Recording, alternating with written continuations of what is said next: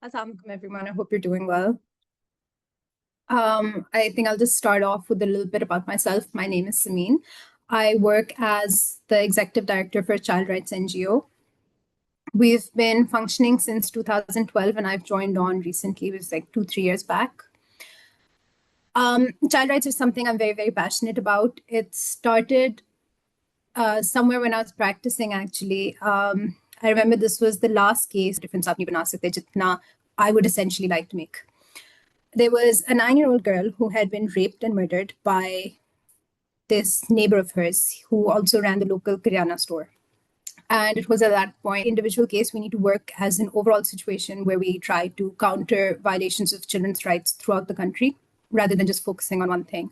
If I can just share my screen, I have a small little presentation.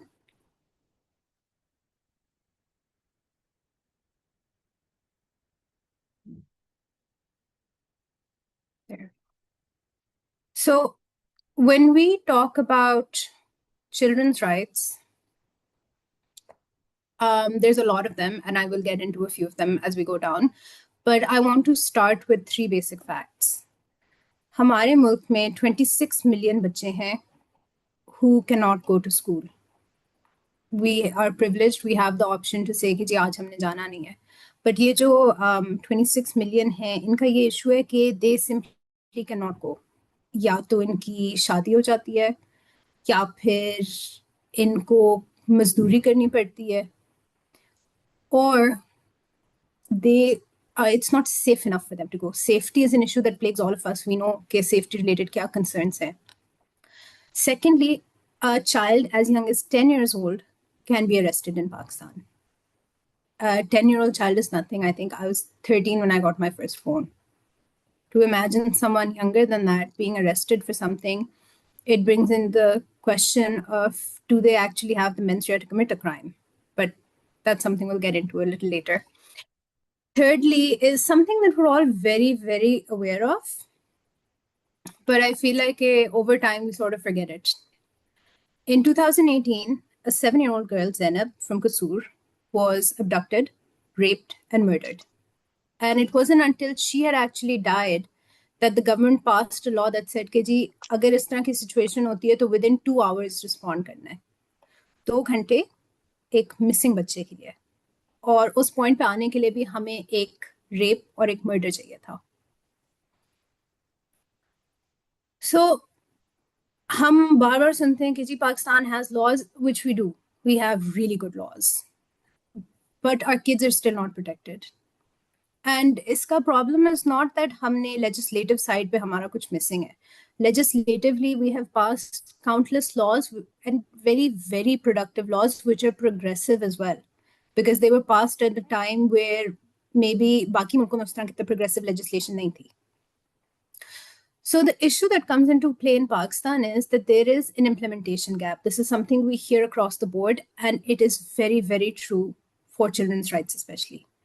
I hope that in these few slides, I can sort of bridge that gap for you, just so you understand what laws are there and you see what is missing in them. I feel like as practitioners, as students, all of us, once we understand where we stand, we are in a much better position, to actually help out and make a difference.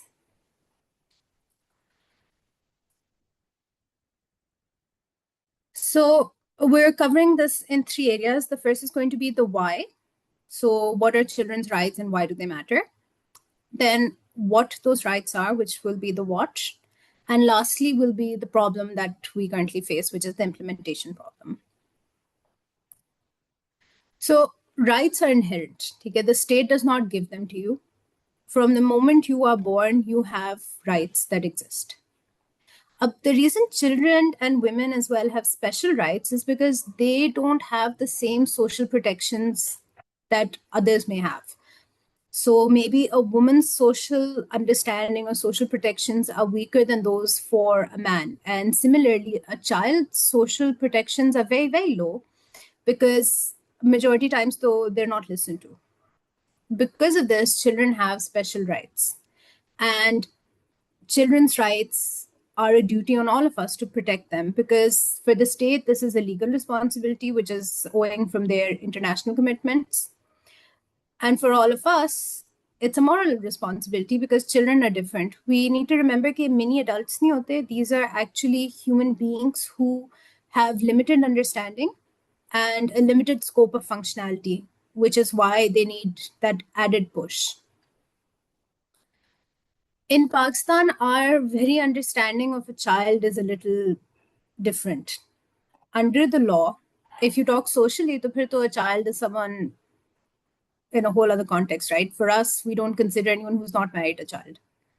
But as far as the law is concerned, we need to look at base legal definitions. और उससे सबसे ज़्यादा हमें criminal law से clarity मिलती है. So Section 82 and 83 say that anyone under 10 years cannot have any culpability. And from 10 to 14, if there's judicial discretion, we can say that they're responsible. Which means, in essence, you're saying that someone under 10 is a child, but after that, there's a possibility that they're not a child. The JJSA then came in as the most progressive legislation and says, okay, no, that's not how we're going to work. What we're going to do instead is we're going to give anyone who's under 18 who has been accused of a crime or has committed a crime is going to be protected. The reason I distinguish between accused and committed is that small gap of conviction. Just a little side note here. In Balochistan, we went for prison monitoring visits. Wahan pe there were 74 children. Out of those 74 children, only one had been committed of a crime. So technically, only one was considered a juvenile. Yet you still had 74 children who were in a closed setting. That's something that's not okay, because when you expose a young child to these harsh conditions of prison, you are basically turning them into hardened criminals. But we'll go into that a little later. Now, under labor laws, anyone under 14 is a child when it comes to doing hazardous work. That still gives you this gap of 14 to 17-year-olds who can technically be considered adults, or they can engage in hazardous work. Which, if you think about it, at 15, do you think you are capable of undertaking working in a factory or something that is harmful to yourself?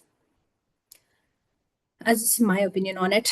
Then when you come to the marriage laws, in the last year, we have been very, very progressive, and GDP has had an active part in it. We've managed to actually make sure that everywhere there's consistent laws, because Article 25A states that we need to be equal for men and women. And so other than KP, you must be 18 to get married. However, in KP, a 16-year-old girl could get married. Now, lastly is the Majority Act, which says that at 18, you have full capacity, which means you can vote, you can buy property, you can undertake contracts, unless you're getting married. The issue that comes in is that when you have such a wide range, your children cannot be fully protected. So a 12-year-old who's getting married forcefully or is getting married can be protected in Sindh in ICT. For example, let's just do ICT. So if I have a 12-year-old girl, she's protected in Islamabad as long as she's within Islamabad. But the minute she crosses over to Peshawar, she can suddenly get 16 kar lete hain to make it easier. She can suddenly get married. Similarly, you can have a child at 10 who can be prosecuted and said, he has committed a crime, rather than going into it and saying, no, this is someone who made a mistake and we actually need to work towards reforming their mistake. So when the law is fragmented, it leads to a further in that problem of implementation. You can't uniformly implement it because it is not a uniform law. Over here, we need to sort of transgress into the birth registration gap. In Pakistan, only 1/3 children under 5 are registered. And ये इस तरह की बात नहीं है कि if you're from an underprivileged area, you are more likely to be unregistered. There are so many people who are unregistered despite being from cities as well. When you are not registered, you lose that legal protection. You have legal protections as long as you are a part of the legal system. You have your papers, so then you can say, "Ki ji, my constitutional right is that I should get a schooling." If you don't have that paper, you cannot access that constitutional right. You can't access any of your legal protections. And if you have, say, faulty papers or your papers are not fully accurate, then there's the added risk that you may be treated as an adult when you come into contact with these systems. Children cannot protect themselves.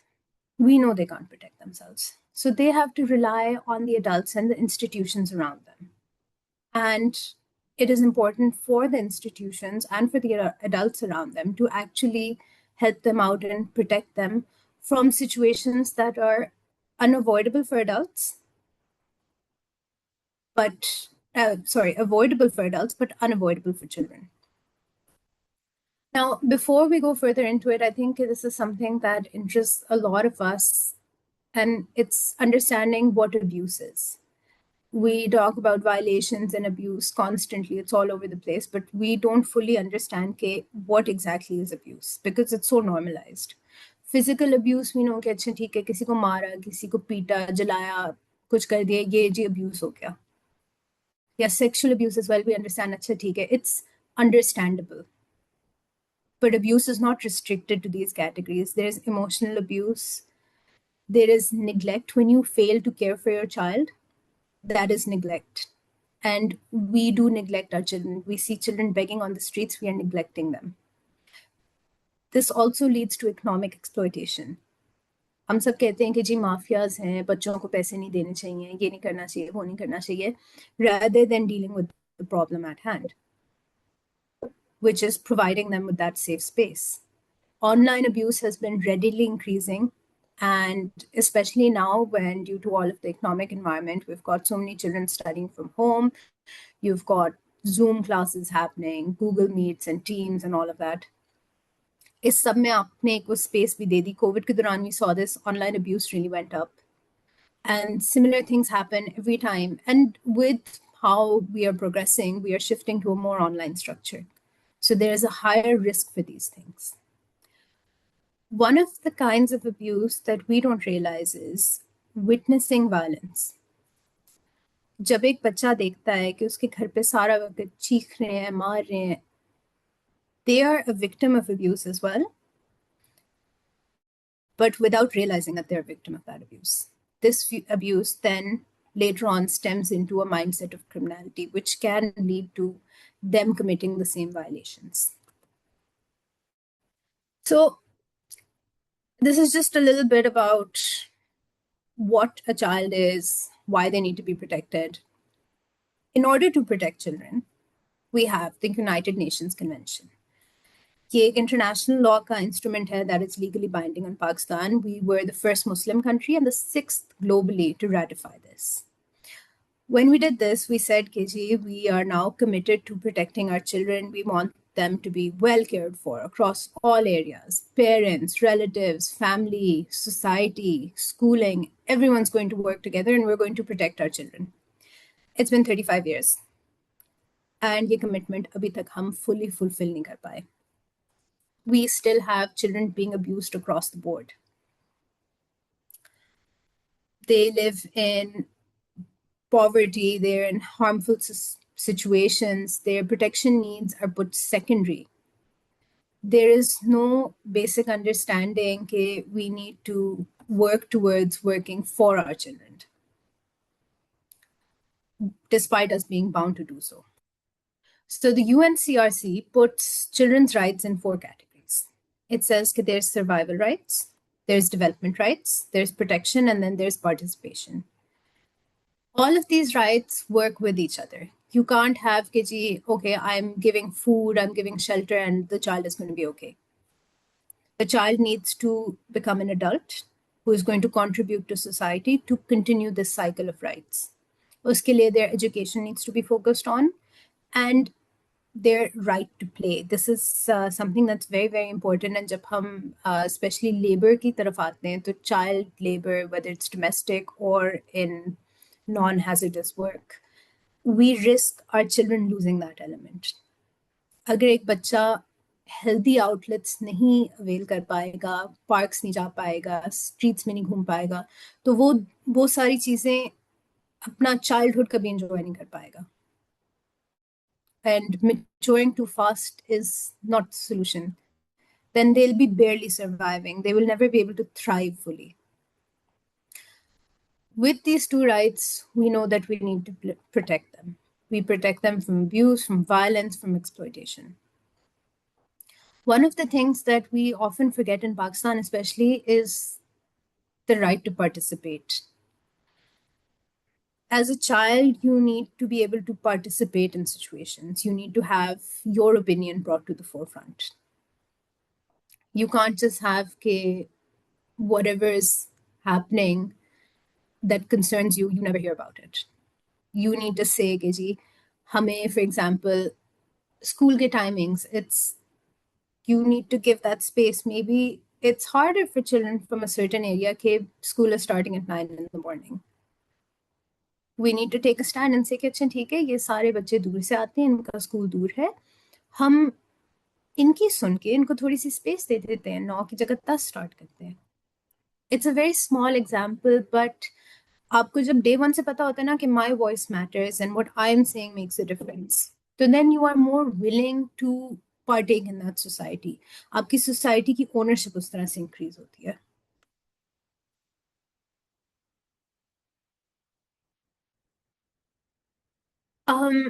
If you guys would like, you can type into the chat or maybe just think about it. Okay, which of these pillars do you think is the most neglected in Pakistan? Where do you think that as youth you felt this growing up? Okay, this was something that was missing.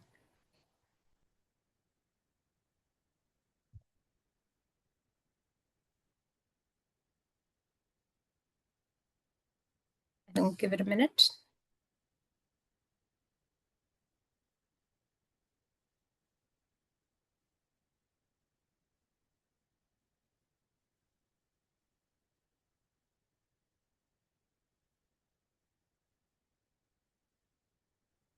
We'll move on to the what then. So the next few slides are going to be a little heavy on the legality of things as to. Sorry? Okay. So the next few slides are going to be a little heavy on what laws protect us or what laws protect our children. So as I said, we do have the laws, we're just not using them. And we start with our constitution. Constitution, jo ki hai, I've split them into two. You've got your fundamental rights and then your principles of policy. Your fundamental rights are enforceable laws that you can go to court and say कि जी मेरी ये rights protect नहीं हो रही, ये violate हो रही हैं, इनके खिलाफ मैंने writ करनी है, and I want the state to take action on this. Then principles of policy are those areas of consideration that the state needs to take into play when they are making laws, when they are deciding on certain areas. You can't go and say कि जी this principle has not been followed. You can link it to something and say this right was not followed and so I want to come against it, but you can't say that the principle in its essence has not been followed. So fundamental rights mean you've got security of a person, you've got Article 9A. This is something that actually came as result of a writ where the children banded together, linking it to general comment from the United Nations Convention, which guarantees you to have a safe and healthy environment. So Sablink karke, we brought this into play in Pakistan and said that children have a right to a clean and healthy environment where they can thrive. Because of which an amendment was made in the Constitution and Article 9A was added.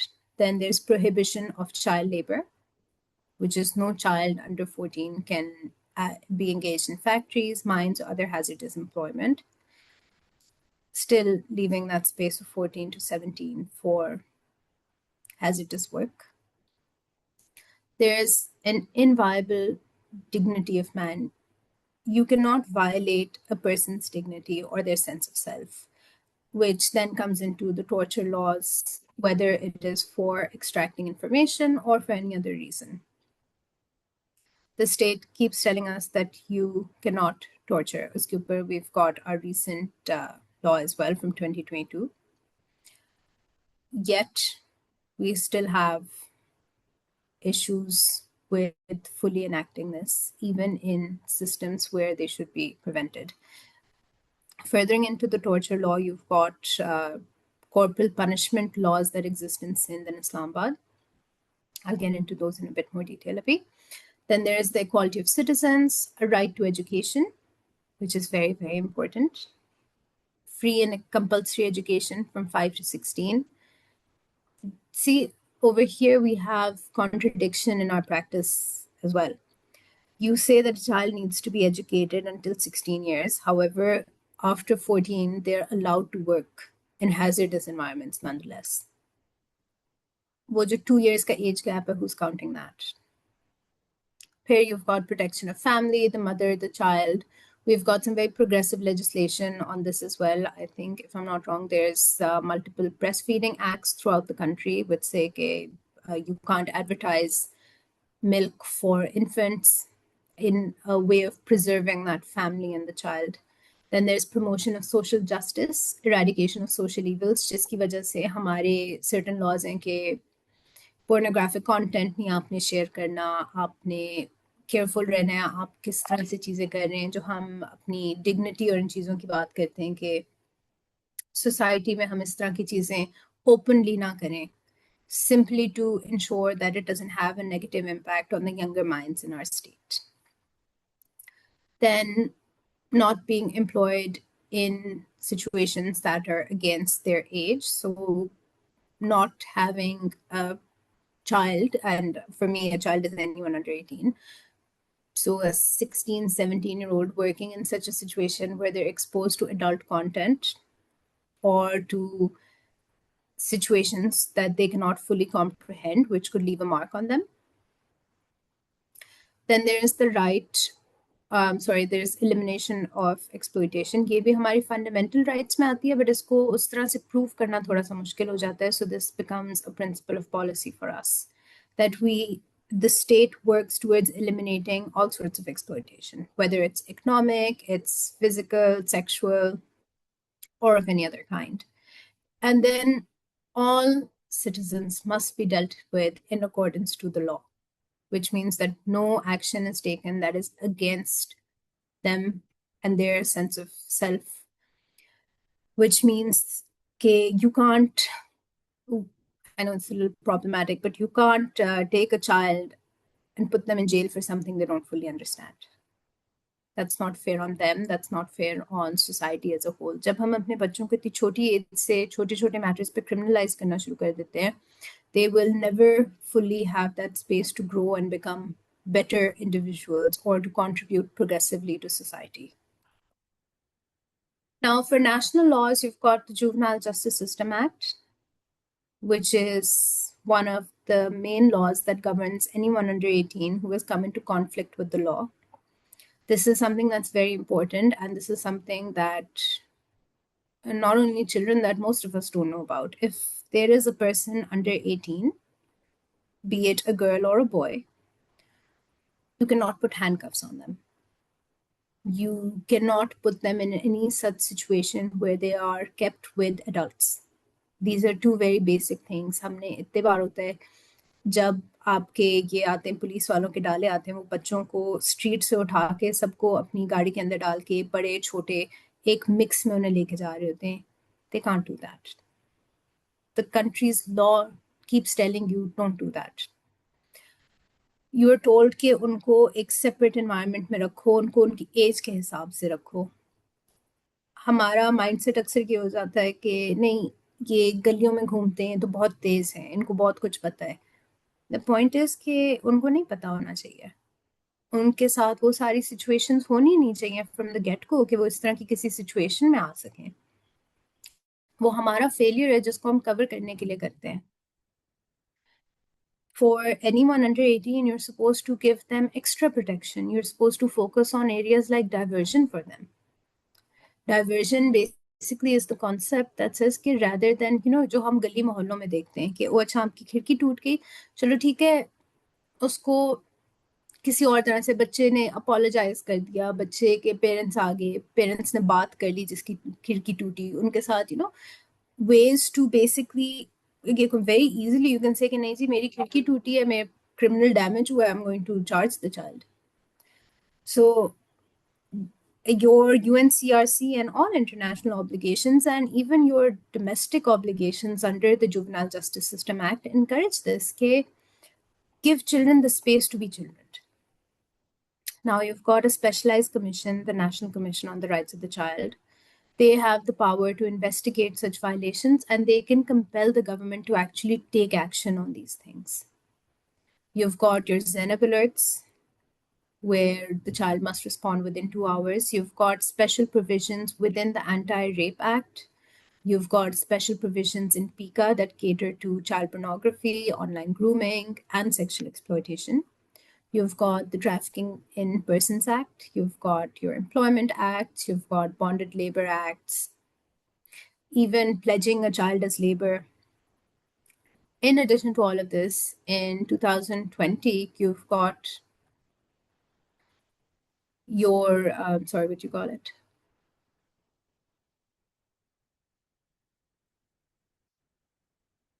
You also have a number of other acts. I think I should speed through this now. Provincial laws have, which is when your location starts to matter, whether you're in Punjab, Sindh, KP, Balochistan, ICT, or AJK, how protected you are is different.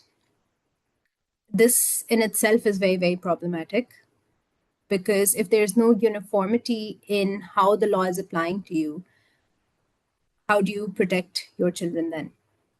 Now, we'll speed through to the end, which is the problem and why it's not enough that there is a law in place. The UNCRC states that state parties shall undertake all appropriate and legislative, administrative, and other measures to ensure that your rights given are implemented. So the laws are not enough. Implementation is where the problem comes in, and this is where your system breaks. If we look at just the Juvenile Justice System Act, usme your basic requirement is that diversion should be coming into play through juvenile justice committees. We don't have these juvenile justice committees. There is no diversion. Your children are ending up in closed settings. Below 10, you're supposed to be exempted. In practice, children 10 to 14 are still entering that system. This early criminalization in itself is an issue. You need to have legal representation. The JJSA clearly states that you must get free legal aid from a qualified lawyer. Your children are appearing without lawyers. There's no safeguards. You can't have fair trials if those situations are not protected, if those children are not protected. If I don't have a lawyer to explain what's happening at 10 or even 14, how will I know what's happening? Then our child-sensitive procedures are ignored. There's a lack of trained officials, there's implementation gaps, and there's no victim protections. Our gaps exist because there's underinvestment, fragmentation, a lack of accountability, and social norms that actively harm our children. So I hope this was helpful and it kind of gave you an overview of what's happening in the country, what laws are there, and how we can close the gap. Once you know what laws you have in place, then you can actually fight for them. You've got a child protection helpline, FIA's cyber helpline. They also have an online version where you can report violations. There's the human rights helpline and the NCRC's number. These are all areas that you can directly go